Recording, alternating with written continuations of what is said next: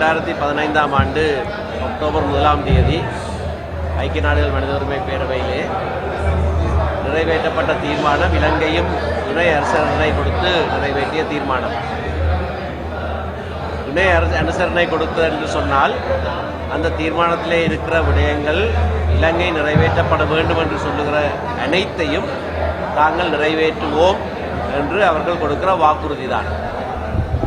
இப்பொழுது திரும்பவும் 23ஆம் தேதி நிறைவேற்றப்பட இருக்கிற தீர்மானத்தின் வரைவு இப்பொழுது பூரணப்படுத்தப்பட்டிருக்கிறது.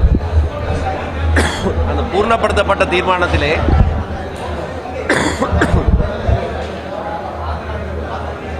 2015ஆம் ஆண்டு அக்டோபர் 1ஆம் தேதி நிறைவேற்றின தீர்மானத்தில் இருக்கிற அத்தனை விடயங்களும் திரும்பவும் மேற்கோள் காட்டப்பட்டு இலங்கை அரசாங்கம் அதனை நிறைவேற்றுவதாகத்தான் திரும்பவும் சொல்லப்பட்டிருக்கிறது. இன்றைய இப்பொழுது நிறைவேற்றப்பட இருக்கிற தீர்மானத்திற்கும் இலங்கை மீண்டும் துணை அனுசரணை கொடுத்திருக்கிறது, அதிலே கைச்சாத்திருக்கிறது. ஆகையினாலே உத்தியோகபூர்வமாக ஐக்கிய நாடுகள் சபை மனித உரிமை பேரவைக்கு முன்பாக 2015 அக்டோபரிலேயும் இப்பொழுது 2017 மார்ச் மாதத்திலேயும் இலங்கையினுடைய உத்தியோகபூர்வ நிலைப்பாடு, அதிலே சொல்லப்பட்டிருக்கிற அத்தனை கடப்பாடுகளையும் தாங்கள் நிறைவேற்றுவோம் என்பதுதான். அதை குறித்து ஜனாதிபதியோ பிரதமரோ அமைச்சர்களோ வேறு இடங்களில் எதை சொன்னாலும் அந்த 47 நாடுகள் அடங்கின அந்த சர்வதேச அமைப்புக்கு முன்பதாக உத்தியோகபூர்வமாக அவர்கள் ஒரு வாக்குறுதியை கொடுத்திருக்கிறார்கள். அதை கொடுக்கிற அதே வேளையிலே வேறு விதமாக அல்லது அதற்கு மாறான எதிர்கருத்துக்களை அவர்கள் சொல்லிக் கொண்டிருக்கிறது குறித்துத்தான் எங்களுடைய மக்கள் நியாயமாக விசனப்படுகிறார்கள். அவர்களுடைய அந்த வாக்குறுதிகள் சம்பந்தமாக கேள்விக்குறி எழுப்புகிறார்கள். தேர்தல் காலங்களிலே வாக்குறுதிகளை கொடுத்துவிட்டு அதை நிறைவேற்றாமல் விடுவதைப் போல சர்வதேசத்துக்கு கொடுத்த வாக்குறுதிகளை நிறைவேற்றாமல் விட முடியாது. இது மஹிந்த ராஜபக்ச கற்றுக்கொண்ட ஒரு கசப்பான பாடம். 2009ஆம் ஆண்டு கைச்சாத்திட்டு ஒரு கூட்டறிக்கையை விட்டுவிட்டு ஐக்கிய நாடுகள் மனித உரிமை பேரவைக்கும் அதே வாக்குறுதிகளை கொடுத்துவிட்டு அதை நிறைவேற்றாத காரணத்தினால்தான் சர்வதேச விசாரணையும் வந்தது. அவரும் ஆட்சி விலக வேண்டிய ஒரு சூழ்நிலை கூட ஏற்பட்டது. ஆகையினாலே மஹிந்த ராஜபக்சவுக்கு ஏற்பட்ட கதியை நினைவில் வைத்தாகிலும் இன்றைய அரசாங்கம் சரியான முறையிலே செயற்பட வேண்டும். தங்களுடைய நன்மைக்காக என்றாலும் அவர்கள் அப்படி செயற்பட வேண்டும். அவர்களுடைய நன்மைக்கு அப்பால் ஒட்டுமொத்தமாக நாட்டின் நன்மைக்காக அவர்கள் சர்வதேசத்துக்கு கொடுக்கிற வாக்குறுதிகளை முழுமையாக நிறைவேற்ற வேண்டும். இப்பொழுது தங்களுடைய வாக்காளர்களுக்கு இனிமையாக இருக்கும் என்பதற்காக சில வார்த்தைகளை அவர்கள் சொன்னாலும் கூட நடைமுறையிலே அவர்கள் அதனை நிறைவேற்றாமல் விட்டால் பாரிய பின்விளைவுகள் நிச்சயமாக வந்தே தீரும். சர்வதேச நீதிபதிகள் இந்த நீதிமன்ற பொறிமுறையிலே இடம் பெறுவதற்கு இலங்கை அரசியல் சட்டத்திலே இடமில்லை என்று இப்பொழுது பலர் கருத்துக்கள் சொல்ல ஆரம்பித்திருக்கிறார்கள். 2015ஆம் ஆண்டு இது நிறைவேற்றப்பட்ட போது வெளிவிவகார அமைச்சர் இதை பற்றி கருத்து சொல்லியிருக்கவில்லை. அந்த வேளையிலே ஜெனீவாவிலே வைத்து நீதி அமைச்சருக்கும் எனக்கும் இடையிலே இது சம்பந்தமான ஒரு சர்ச்சை எழுந்திருந்தது. பல சர்வதேச நிபுணர்கள் இடையிட்டு நான் சொன்ன கருத்தை ஏற்றிருந்தார்கள். அதாவது அரசியலமைப்பு சட்டத்திலே சர்வதேச நீதிபதிகள் இடம் வருவதிலே எந்த விதமான தடையும் இல்லை என்ற கருத்தை அவர்கள் ஏற்ற படினால்தான் அந்த தீர்மானத்திலே அது சேர்த்து கொள்ளப்பட்டது.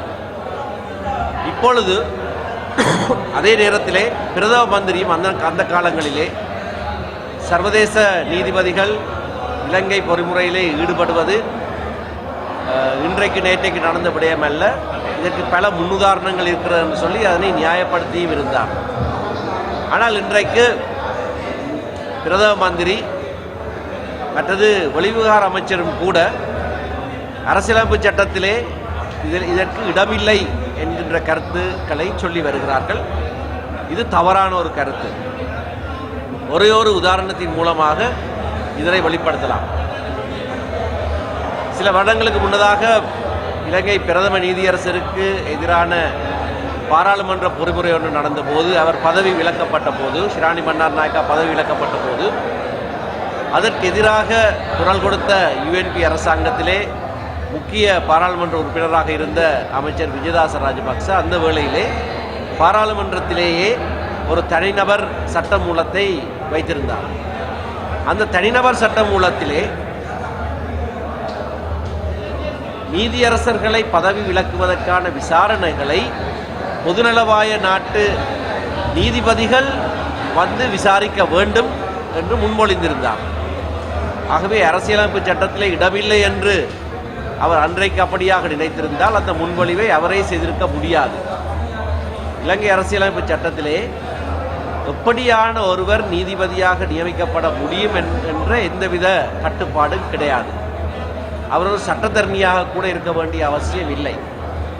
ஆகையினாலே இதை செய்வதற்கு அரசியலமைப்பு சட்டத்திலே தடை எதுவும் இல்லை என்பது என்னுடைய திடமான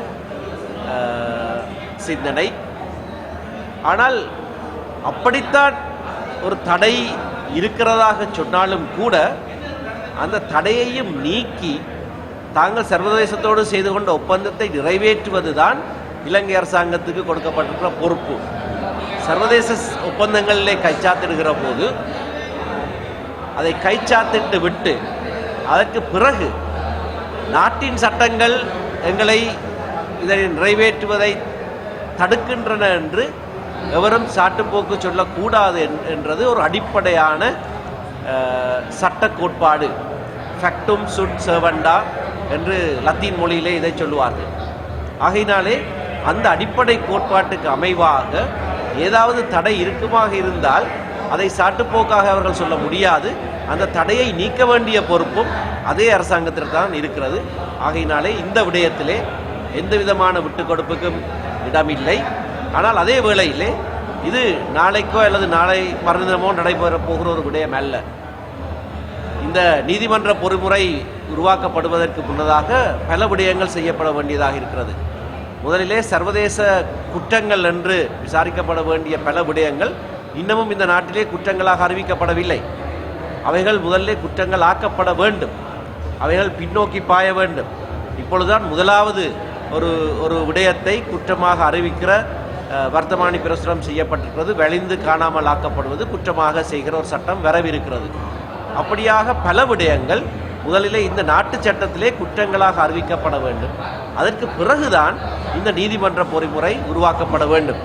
ஆகையினாலே இதை குறித்து அதிகமாக பேச வேண்டிய தேவை இல்லை. எங்களுடைய நிலைப்பாடு உறுதியானது. சட்டத்திலேயும் எங்களுடைய நிலைப்பாடு மிகவும் உறுதியானது. அது செய்யப்படுகிற வேளையிலே ஒவ்வொரு நாளும் இதை குறித்து ஜனாதிபதி பிரதமர் சொல்லுகிறார் என்று அடுத்த நாள் சுமந்திரன்ட்டையும் சம்பந்தன் ஐயாட்டையும் கருத்து கேட்க வேண்டிய அவசியம் கிடையாது. ஏனென்றால் இது வரப்போகிற வேளையிலே, அதை செய்கிற வேளையிலே இதனை நாங்கள் நிச்சயமாக வர பண்ணுவோம். 2015 இலங்கை அரசாங்கம் வாக்குறுதிகள் கொடுத்த போது செப்டம்பர் 14 வெளிவிவகார அமைச்சர் ஐக்கிய நாடுகள் மனித உரிமை பேரவையில் ஒரு உரை ஆற்றியிருந்தவர். அந்த உரை 4 தூண்களின் அடிப்படையிலே செய்யப்பட்டது. அதில் முதலாவது தூண் உண்மை கண்டறியப்பட வேண்டும் என்பது. இரண்டாவது நட்டஈடுகள் கொடுப்பனவால் வழங்கப்பட வேண்டும். மூன்றாவது நீதி செய்யப்பட வேண்டும் என்பது. நான்காவது இனி நிகழாமைக்கான ஒரு உத்தரவாதம் செய்யப்பட வேண்டும் என்பது. இந்த 4ம் நடைபெற வேண்டும். இந்த 4லே ஒன்று மற்றதற்கு மாற்றீடாக அமைய முடியாது. 4 வித்தியாசமான தூண்கள். ஆகவே உண்மை கண்டறியப்படுவது ஒரு அத்தியாவசியமான விடயம். உண்மை கண்டறியப்படுகிற ஒரு பொறிமுறை இருக்கிற காரணத்தினாலே நீதி நடத்தப்படக்கூடாது என்று எவரும் சொல்ல முடியாது. அல்லது இனி நிகழாமைக்கான ஒரு உத்தரவாதம் தேவை இல்லை என்று சொல்ல முடியாது. ஆகினாலே இந்த 4 விடயங்களும் நடைபெற வேண்டும். உண்மை கண்டறியப்படுவதற்கான ஒரு பொறிமுறை வந்தால் நாங்கள் அதனை வரவேற்போம். ஏனென்றால் அது அத்தியாவசியமான ஒரு செயற்பாடு. நிலைமாறுகின்ற நீதியிலே இந்த 4 படிமுறைகளும் மிக மிக முக்கியமானவைகள். அதிலே மூன்றாவதாக நான் சொன்ன ஒரு நீதிமன்ற பொறிமுறை, குற்றவாளிகளை தண்டித்து நீதி வழங்குகிற நீதிமன்ற பொறிமுறையும் அதற்கு இணையாக முக்கியமான இன்னொரு படிமுறை, அதனையும் செய்தே ஆக வேண்டும்.